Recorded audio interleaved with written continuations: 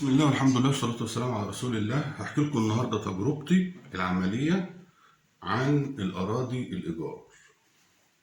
أنا أي حد بالطبع، أي حد بيكلمني يتصل عليا أو يبعت لي رسالة على الواتس ويقول لي أنا عايز أرض إيجار في الوادي الجديد، سواء في الفرافرة أو في الدخلة، بقول له بعد.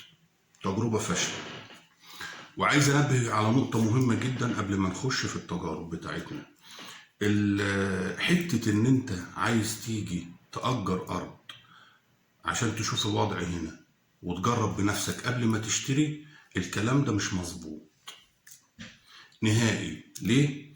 لان الارض اللي انت هتأجرها زي ما هتكلم دلوقتي في الفيديو، ان نادر جدا لو حد أجر ارض وكانت الارض دي كويسة. الارض انت بتأجرها لازم تلاقي فيها مشكلة، سواء بقى كانت في المية أو في التربة. ده أساسي في 90% من الأراضي اللي بتتأجر في الوادي الجديد. أنت عندك الفدان البرسيم النهاردة مثلا الكويس بيصفي له مثلا في الزراعات العادية بتاعتنا ديت، الغمر والكلام ده، بيصفي له مثلا 50,000 في السنة، متوسط 50,000 في السنة. إيجار الفدان النهاردة مثلا هنقول 5,000 جنيه. مين عاقل هيأجر لك الأرض بتاعته، الفدان بتاعه، بتمن حشة برسيم، مكسب حشة برسيم؟ مين هيعمل كده غير لما يكون هو أصلا مش عارف يطلع منها حاجة؟ ده الطبيعي وده الواقع وده الأساس. الأساس في الأراضي اللي بتتأجر إن فيها مشكلة، ده الأساس، لازم تحط في دماغك كده كويس.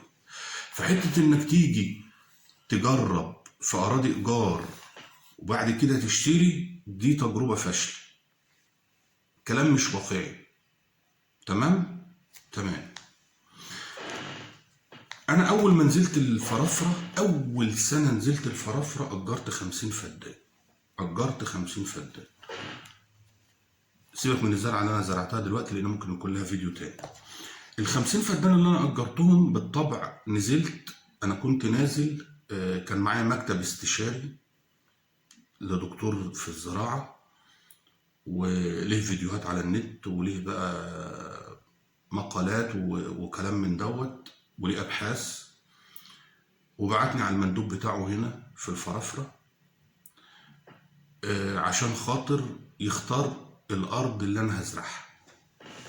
أنا بقى راجل ماشي علمي، واخد بالك، مش ماشي من دماغي أهو.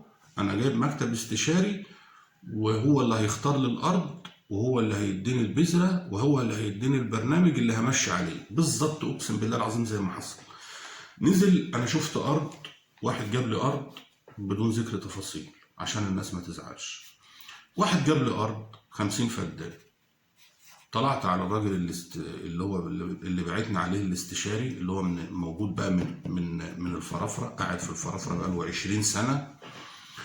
ورحنا خدناه، رحت خدته ونزلته الأرض. إيه رأيك في الأرض دي؟ قال لي الأرض دي 10 على 10، أرض ممتازة. طب يا ريت يا حاج فتحي تشوف لنا كده إيه كام فدان جنبك كده. قلت له والله أنا هسألك الناس ولو فيها أقول لك. المهم خدنا الأرض وخدنا البذرة وزرعنا الأرض دي. يعني أنا بقول لصاحب الأرض بعدها، بقول له يا ابني انتوا نزلتوا الفرافرة، لفيتوا الفرافرة كلها وشفتوا أوحش حتة أرض فين حتة واشتريتوها. طب فين بقى كلام بقى الخبير اللي أنا جايبه؟ طلع في شنك، طلع ما بيعرفش حاجة. طب هل حد هيعوضك؟ صاحب الأرض هيعوضك، وصاحب الأرض عارف عيوب الأرض. وما اتكلمت معاه قال لي يا باشا أنا ما كنت مفكر إن الزرعة بتاعتك، بس أنا كنت جاي أزرع حاجة معينة. الناس اللي عارفاني عارفة أنا أول ما نزلت الفرافرة زرعت إيه. فأنا كنت مفكر إن الزرعة اللي أنت هتزرعها دي بتطلع في أي حتة يعني وهتمشي الأمور. طيب هل بقى، والمشكلة هنا بقى، هل بقى المكتب الاستشاري العظيم الكبير اللي هو صاحبه دكتور في الجامعة هيشيل ثمن غلطته إن هو اختار لك الأرض غلط؟ لا. طب هل صاحب الأرض هيسيب لك إيجارها؟ يقول لك يا عم ده أنت نزلت أرض وزرعت وصرفت وزرعت زرعة وباظت بسبب إن أرضي وحشة، مش بسبب حاجة تانية. بسبب ان ارض وحشه، وهو عارف ان ارضك وحشه، ان ارضه وحشه ومنزلك عليها. مفيش كلام من ده. زي ما قلت لكم الشنبات بتنزل والطرح بتطلع.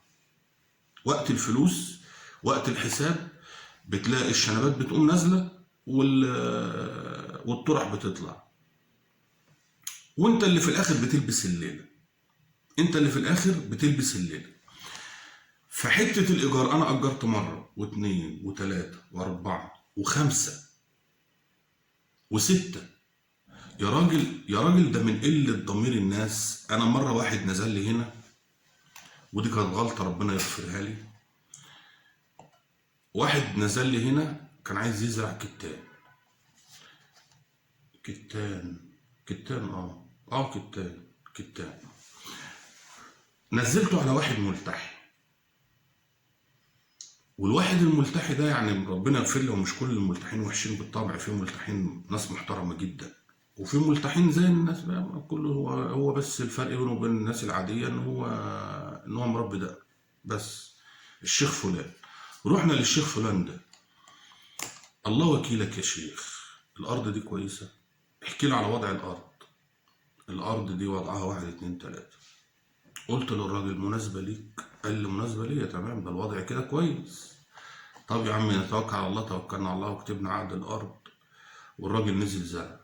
روى اول ريه وتاني ريه، جه تالت ريه قال لي انا مش هكمل. ليه؟ قال لي الارض طلعت سيئه جدا. انت يا حمار يا معدوم الضمير اللي اجرت الارض وقلت لنا الارض دي وضعها واحد اتنين تلاته، وقبلت على نفسك انك تدخل على عيالك الفلوس دي، انت خدت كام؟ احنا مأجرين الارض مثلا للفدان مثلا مش عارف كان ب 2000 ولا ب3 حاجه زي كده. الراجل صارف على الارض مثلا، الكتان بيصرف ياما.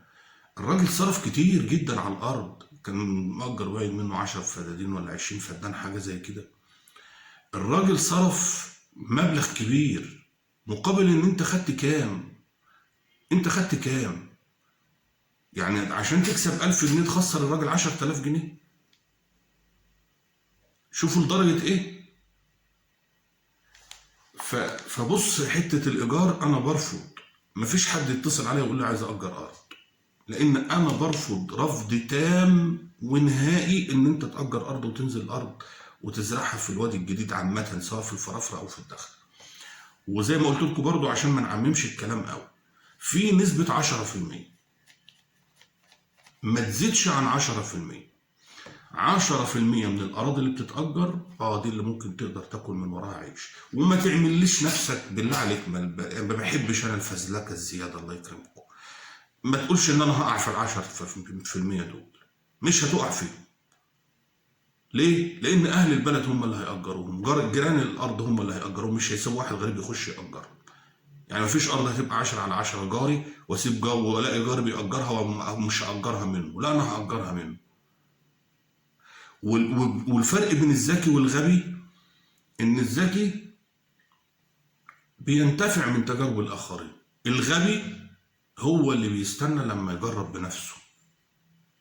وزي ما فقهاء الشريعه بيقولوا السعيد من اتعظ بغيره، والشقي من اتعظ بنفسه. فانت مش هتيجي تعمل اللي محدش عمله، سيبك من الكلام ده كله. الواقع يا جماعه صعب.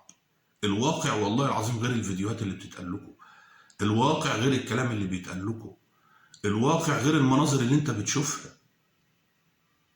فاصحى كده وفوق. السلام عليكم.